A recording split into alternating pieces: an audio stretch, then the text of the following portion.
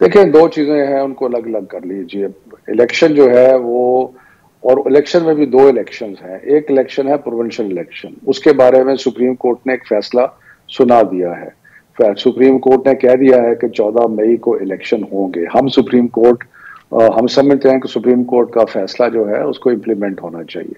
सो उसको तो आप एक तरफ रखते हैं। बाकी रह गया नेशनल असेंबली का इलेक्शन।